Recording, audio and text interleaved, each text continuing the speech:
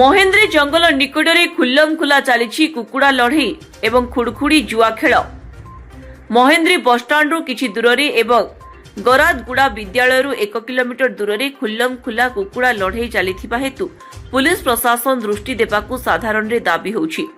ଡାବୁଗାଁ ଥାନା ଅନ୍ତର୍ଗତ ମହେନ୍ଦ୍ରୀ ବସ୍ଷ୍ଟାଣ୍ଡ ଓ ଗରୁଡ଼ଗୁଡ଼ା ମଧ୍ୟରେ ଥିବା ଚାକୁଣ୍ଡା ଜଙ୍ଗଲ ନିକଟରେ ଚାଲିଛି କୁକୁଡ଼ା ଲଢ଼େଇ ଓ ଖୁଡ଼ଖୁଡ଼ି ଜୁଆ ଖେଳ। କିଛି ଅସାଧୁ ବ୍ୟକ୍ତି କୁକୁଡ଼ା ଲଢ଼େଇ ଖୁଡ଼ଖୁଡ଼ି ଜୁଆ ଖେଳ ମାଧ୍ୟମରେ ନିରୀହ ଆଦିବାସୀଙ୍କଠାରୁ ଟଙ୍କା ଲୁଟି ନେଉଥିବା ଦେଖିବାକୁ ମିଳିଛି। ଏହି କୁକୁଡ଼ା ଲଢ଼େଇରେ ନବରଙ୍ଗପୁର ଜିଲ୍ଲାର ବିଭିନ୍ନ ଅଞ୍ଚଳରୁ ବହୁ ଲୋକ କୁକୁଡ଼ା ଲଢ଼େଇ ଖେଳ ଖେଳିବାକୁ ଆସିଥାନ୍ତି। ପ୍ରତି ସୋମବାର ଓ ଶନିବାର ଅପରାହ୍ନ 4 ଘଣ୍ଟାଠାରୁ 7 ଘଣ୍ଟା ପର୍ଯ୍ୟନ୍ତ କୁକୁଡ଼ା ଲଢ଼େଇ ଓ ଖୁଡ଼ଖୁଡ଼ି ଜୁଆ ଖେଳ ଚାଲୁଛି।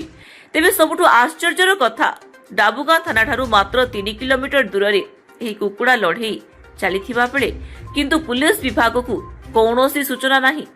କୁକୁଡ଼ା ଲଢ଼େଇ ଖେଳ ସହ ଜୁଆ ଓ ମଦ କାରବାର ଭଳି ନିନ୍ଦନୀୟ ପ୍ରଥାକୁ ପରୋକ୍ଷରେ ଅବକାରୀ ବିଭାଗ ଓ ପ୍ରତ୍ୟକ୍ଷ ଭାବେ ଅସାମାଜିକ ଲୋକଙ୍କର ଯୋଗୁଁ ଥମିବା ବଦଳରେ ବଢ଼ିବାକୁ ଲାଗିଛି। ଏହି କୁକୁଡ଼ା ଲଢ଼େଇ ଖେଳକୁ ବନ୍ଦ କରିବା ପାଇଁ ସାଧାରଣରେ ଦାବି ହେଉଛି। ଏହାର ମୁଖ୍ୟ କାରଣ ନିକଟରେ ଏକ ଆଦିବାସୀ ଆଶ୍ରମ ବିଦ୍ୟାଳୟ, ତତ୍ସଙ୍ଗେ ସଙ୍ଗେ ସେହି ସ୍ଥାନରୁ ମାତ୍ର 1 କିଲୋମିଟର ବ୍ୟବଧାନରେ ନିରୀହ ଆଦିବାସୀ ଭାଇ ଭଉଣୀଙ୍କ ଜନବସତି ରହିଛି।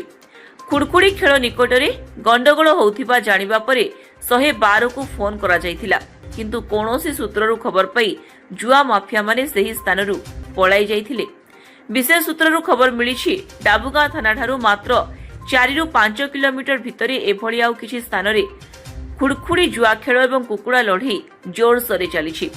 ମହେନ୍ଦ୍ରୀ ନିକଟରେ ଚାଲିଥିବା କୁକୁଡ଼ା ଲଢ଼େଇ ବରଦେଇ ଗ୍ରାମର ଜଗନ୍ନାଥ ହରିଜନ ଏବଂ ମହେନ୍ଦ୍ରୀ ଗ୍ରାମର ସୋମନାଥ ଜାନି କିଛି ଅସାଧୁ ସରକାରୀ କର୍ମଚାରୀଙ୍କୁ ମାସକୁ କିଛି ପାଉଣା ଦେଇ ଚଳାଉଥିବା ସୂଚନା ମିଳିଛି। ପୁଲିସର ତଦନ୍ତ ପରେ ସତ କ'ଣ ତାହା ସ୍ପଷ୍ଟ ହେବ। ନବରଙ୍ଗପୁର ମିହିରଶଙ୍କର ପାତ୍ରଙ୍କ ରିପୋର୍ଟ, ସ୍ୱାସ୍ତିକ ନ୍ୟୁଜ।